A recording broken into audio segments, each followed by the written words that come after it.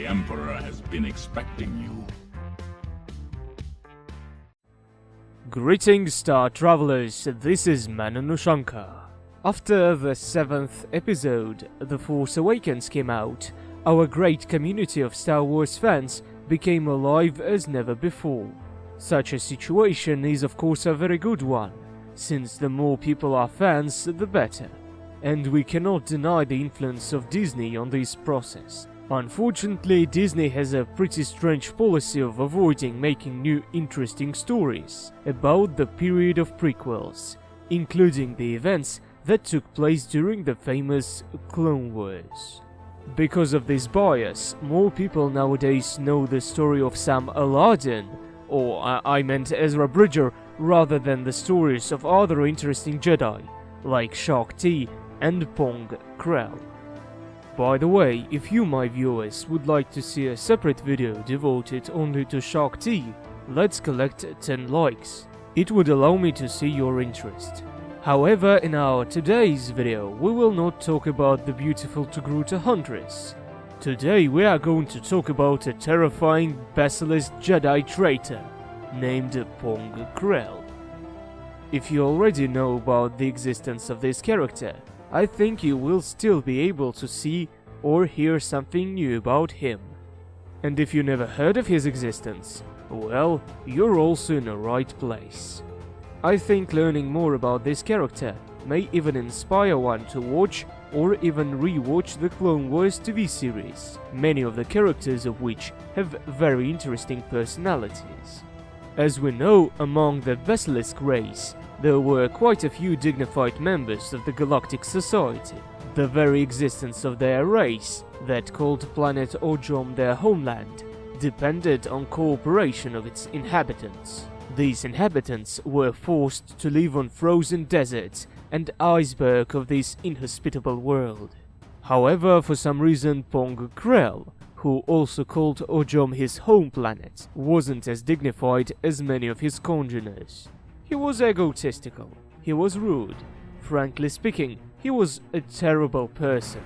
Maybe the reason was in the fact that there were so few Basilisk Jedi, and his higher position in the society made him avid and outright villainous.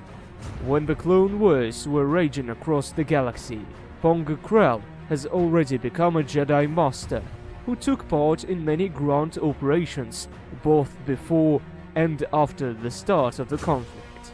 During many of his battles, this Jedi revealed his savage nature.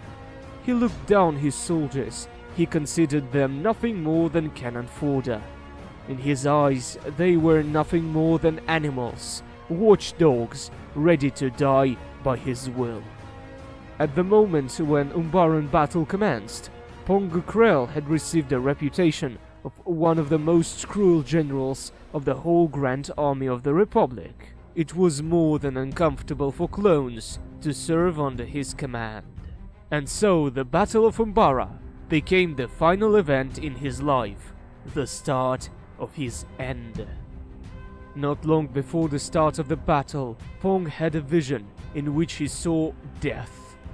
The death of the Jedi, the destruction of the Republic. Being a very egotistical creature, Pong decided to betray the Jedi and to follow the path of the Sith to avoid the slaughter. To show his loyalty to the separatist cause, Pong started to give terrible, sometimes even crazy orders to his troops. These orders led to many deaths and a quick decline of the quantity and quality of the local personnel. As a result of his tactical decisions, his own troops started to disobey his orders, choosing to use other paths to reach the mission objectives.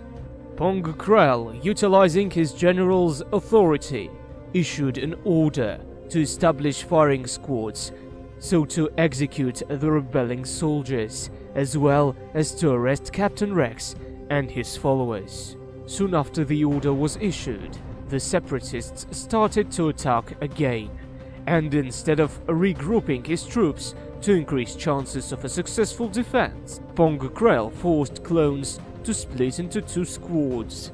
to later attack each other, finally reaching the conclusion that their general is a real traitor.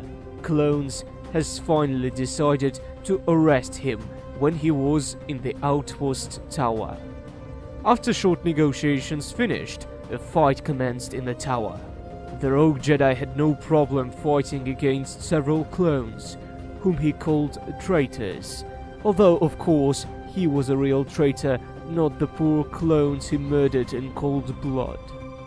During that heated confrontation, Pong had managed to kill a few clones and to escape the tower, just to get caught into tentacles of a local Sarlacc-like beast called Vixus. This small inconvenience allowed clones to stun the Dark Jedi by a stun blast. When Pong Krell awoke, he told the witnesses about the motives of his turning to the dark side.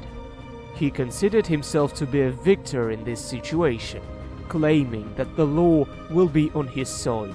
Even if the Republican authorities would judge him, he will receive the political backing from Count Dooku and separatists. Captain Rex, enraged by the general's words, wanted to shoot the captured Jedi down, but his finger shook and he wasn't able to pull the trigger.